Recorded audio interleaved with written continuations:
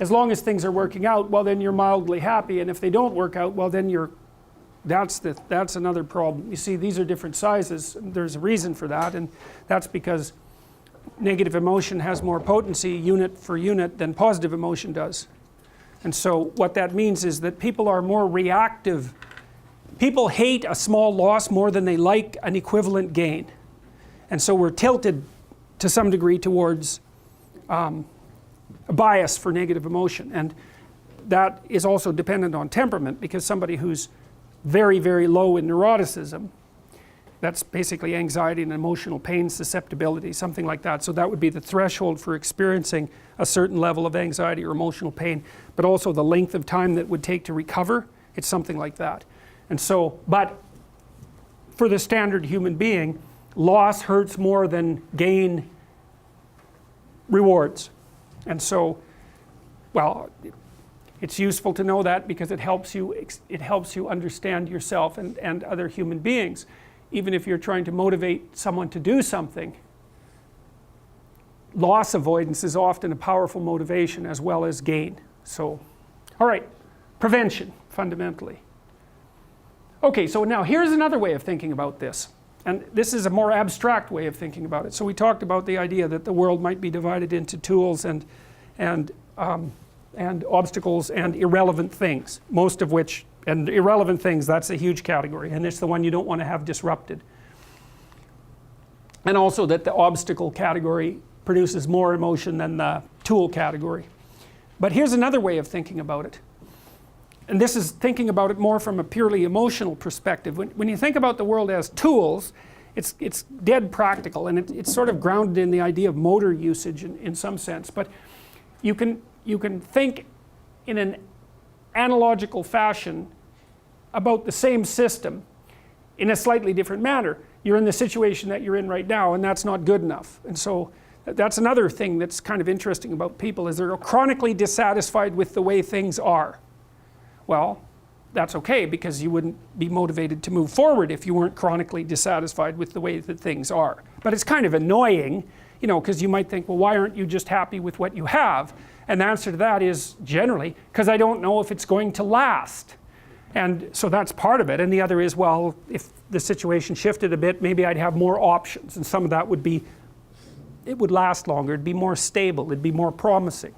And so you can say, well, you should be satisfied with what you have, but it's kind of really a stupid thing in some sense to tell human beings, because no matter what you have, it isn't going to solve your fundamental problem. So the problem isn't going away, and you can't just fool yourself into saying, well, what I have is great. You could say, I could have a hell of a lot less, and that would be bad, and most people have a lot less than me, and I should be grateful for what I have. That's fine, that's perfectly reasonable. But you're stuck in this, you're stuck with this chronic sense of unfinished business, and the reason for that is, well, you're permanently vulnerable, so how else would you, how could it be otherwise? And even if you've got your problem solved, then there's 3 or 4 people in your family that by no means have got their problem solved. So the problem of problems never goes away. That's an existential, that's a good thing to know existentially too, because it helps you calibrate your life properly. Because you might be thinking, well, if I just got everything together, you know, I'd hit some plateau of satiation and stability, and then I would just be there. It's like, no, that's never going to happen. It's never going to happen. So you might as well just forget about that. What you can, it's a Sisyphus issue, you know, the guy who pushes the rock up the road and up the hill and it rolls back down. I think it was Nietzsche who said we must presume Sisyphus to be happy, something like that. Well, maybe you want to push your damn rock up a hill, you know, it's going to roll down again. It's like, what are you going to do, just sit there by the rock? It's okay to be active, even if the problem you're trying to solve is not fundamentally solvable. That doesn't mean it isn't worth trying to solve. So, although people can despair about it, and it's not surprising. Okay, so another way that I should have really said, instead of predicted outcome here, this is like an old model. This would be a model that I derived from work that was done at least initially in the 60s, or even in the 40s. And that still underlies the thinking of, I would say, the vast majority of psychologists.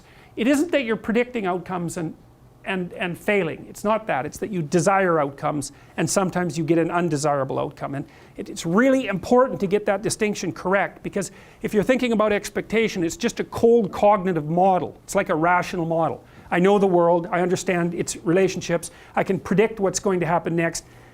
And that's what I'm trying to do, is predict it. It's like, no, you're not. You're not trying to predict it. You're trying to get what you want from it. And there's a prediction element to that, which is, well, you know, I'm going to pick that up, so that's a prediction. And that worked, verifying my prediction. But what's missing there is I want to pick that up. And you can't throw that out of the equation, because as soon as you throw motivation out of the equation, then you're stuck with the mystery of perception, right? So how do you organize your perceptions unless you want something? Well, you can't. So you don't get to get rid of the want and just substitute cold expectation. It's a sleight of hand. And the cognitive behaviorists do that. They almost always do that. That's how they, well, it's not like a conspiracy or anything. It's perfectly reasonable to have a simplified model for the way that people act. But you don't want to throw motivation and emotion out of the equation, because obviously there's, or embodiment, they're so important. Okay, so forget predicted and unpredicted. Think desired and undesired. Okay, so I come walking in here and I have this low-level desire, which is to make my way to my podium with the least amount of effort necessary, and I see that chair's in the way and it's mildly annoying, and so there's something undesired there. So the desired outcome produces positive emotion. It's promise. What's, technically speaking, you could also think about it as hope. It's related to the attainment of a goal. It indicates the potential attainment of a goal. That's what hope is, or what promise is. Hope is, I can probably attain this goal. Promise is, if something is promising, it indicates to you that you can probably attain the goal. Or if someone makes a promise to you, then they're telling you that they're going to facilitate movement towards a goal. And so that's the emotional level that the dopaminergic system works on. Again, it's promise or hope, or technically it's called incentive reward. That's the technical term. But it's the indication that something good is going to happen. Well, so when I see a clear pathway, then I know I can make my goal pretty efficiently, and so it's going to produce it's going to produce enough positive emotion to make me walk forward. That's the right amount. So it's interesting. So you can actually use this when you're thinking about room design or house design. It's like, so you're in a room, you think, well, what am I going to use this room for? It's like, okay, you sort that out.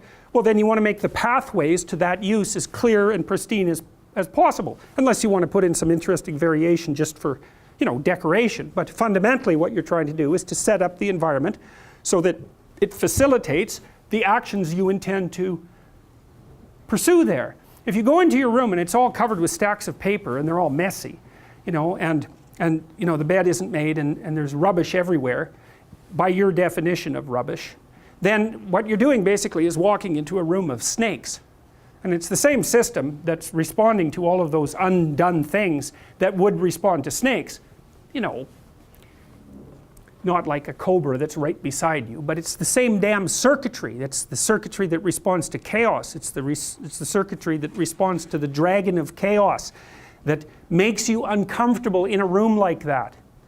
It's not explored territory. It's not a place where you can easily see the proper relationship between the tools and the obstacles. It's not a place that you can make things irrelevant. Not at all.